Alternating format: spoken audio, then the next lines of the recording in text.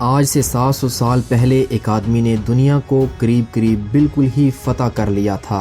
اس زمانے کے ربع مسکون کے نصف حصے پر اس نے اپنا تصرف قائم کیا اور نوع انسان پر ایسی داغ بٹھائی جس کا اثر کئی نسلوں تک باقی رہا۔ اپنی زندگی میں اس نے کئی نام پائے، جس میں سے قتال اعظم، قہر خدا، جنگوئے کامل، بازگیر تاج و تخت تھا، لیکن عام طور پر وہ چنگیز خان کے نام سے مشہور ہوا۔ چنگیز خان جب اپنے لشکر کے ساتھ سفر کرتا تو اس کے راستے میں جو شہر آتے اکثر حرف غل کی طرح مٹ جاتے۔ اس کے گزر جانے کے بعد ان علاقوں میں جو کبھی آباد تھے، بیڑیوں اور کرگسوں کے سوا کوئی زندہ مخلوق باقی نہ بچتی۔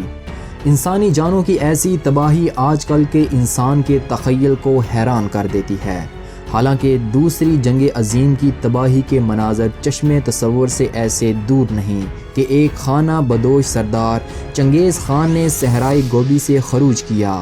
یہ سب اچھی طرح سمجھنے کے لیے ہمیں 13ویں صدی عیسوی کی طرف واپس لوٹنا پڑے گا۔ جرمنی کے شہنشاہ فریڈرک ثانی نے جو ٹھنڈے دل سے غور کرنے کا عادی تھا، اس نے انگلستان کے شاہ ہنری ثالث کو لکھا کہ یہ تاتاری عذاب الہی سے کم نہیں جو نصرانی دنیا پر عیسائیوں کے گناہوں کی پاداش میں نازل ہوئے ہیں۔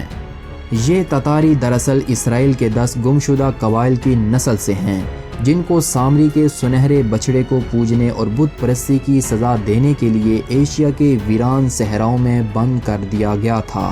اسی چنگیز خان کی قیادت میں منگولیا کے وحشی قبائل ایک آندھی کی طرح اٹھے اور تہذیب کا ہر چراغ بجھاتے ہوئے دنیا کے چاروں طرف چھا گئے۔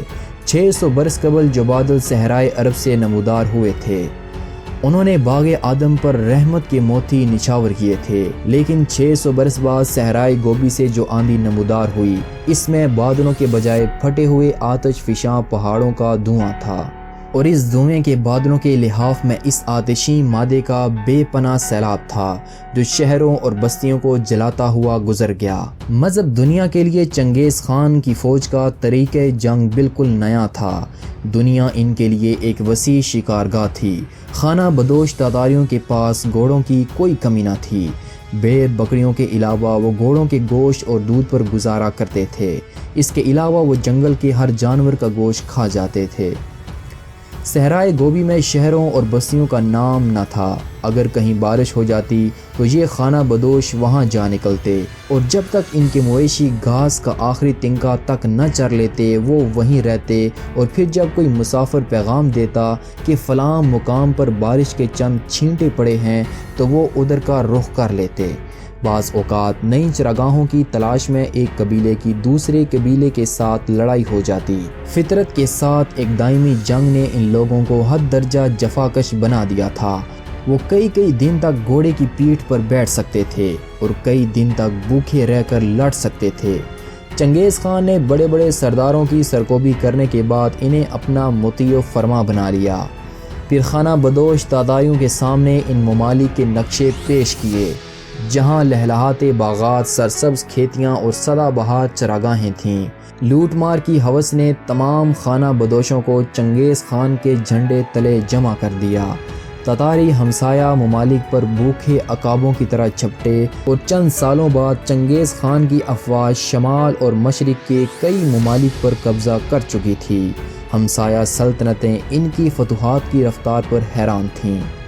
وہ ایک دن میں کئی منازل طے کرتے اور بیک وقت کئی مقامات سے دوسرے ممالک پر یلغار کر دیتے۔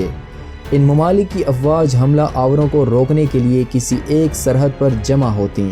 چنگیز خان کی فوج کا ایک حصہ ان کا مقابلہ کرتا اور باقی افواج مخالف سمتوں سے ملک میں داخل ہو کر شہروں اور بستیوں پر قبضہ کر کے سلطنت کا تمام نظام مفلوج کر دیتی۔ بعض اوقات یوں بھی ہوتا کہ کسی ملک کا سپہ سالار تاتاریوں کی پیش قدمی سے باخبر ہو کر ان کا راستہ روکنے کے لیے سرحد پر پڑاؤ ڈال دیتا۔ اس کے جاسوس اسے ہر روز یہی خبر دیتے کہ حملہ آوروں کا رخ اسی طرف ہے، لیکن ایک صبح کوئی یہ پیغام لے کر آ جاتا کہ چنگیز خان کی باقی افواج نے دوسری سرحد عبور کر کے دارالحکومت پر قبضہ کر لیا ہے۔ تاتاریوں کی حیرت انگیز کامیابی کا راز ان کی رفتار میں تھا۔ وہ گھوڑوں کی ننگی پیٹھ پر سواری کرتے تھے، ہر سوار کے ساتھ کئی گھوڑے ہوا کرتے تھے۔ جب ایک گھوڑا تھک جاتا تو سوار دوسرے گھوڑے پر بیٹھ جاتا۔ لڑائی کے وقت اگر کسی سوار کو بھوک محسوس ہوتی تو وہ گھوڑے کی پیٹھ پر زخم کر کے اس کے خون کے چند بوند چوس لیتا۔ لمبے سفر میں بھی تتاری اپنے ساتھ بہت تھوڑا سامان رسد اٹھاتے تھے۔ جنگل میں وہ فالتو گھوڑے کھا لیتے اور راستے کے شہروں اور بستیوں سے مویشی چھین لیتے۔ اگر کسی شہر کے باشندے مزاحمت کے بغیر ہتھیار ڈال دیتے تو تتاری صرف ان لوگوں کو قتل کرتے جنہیں سپاہیانہ خدمت کے قابل سمجھا جاتا تھا۔ اگر کوئی شہر مزاحمت کے بعد فتح ہوتا تو مکانوں کو آگ لگا دی جاتی اور مکینوں کو قتل کر دیا جاتا۔ ہر فوج کا جرنیل اپنے سپاہیوں کو فتح کی یادگار تعمیر کرنے کا حکم دیتا اور تتاری سپاہی نوجوانوں کے علاوہ بچوں، بوڑھوں اور عورتوں کے سر کاٹ کر مینار بنا دیتے۔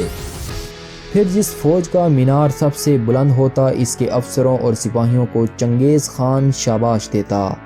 بعض اوقات دو سپاہیوں میں صرف اس بات پر جھگڑا ہو جاتا کہ تمہارا مینار اندر سے کھوکھلا ہے، ورنہ آج میری فوج نے زیادہ سر کاٹے ہیں۔ یہ وہ قوم تھی جس کے ہاتھوں عالم اسلام کی عبرتناک تباہی مقدر بن چکی تھی۔ اس عالم اسلام کی تباہی جو انتشار اور لامرکزیت کی آخری حد تک پہنچ چکا تھا۔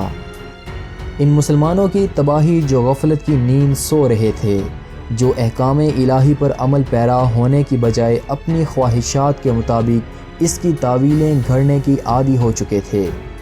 ان کے پاس آدھی دنیا کو فتح کرنے والے اسلاف کی تلواریں اب بھی تھیں، لیکن اگر ان کے پاس کسی چیز کی کمی تھی تو وہ اسلاف کا ایمان تھا۔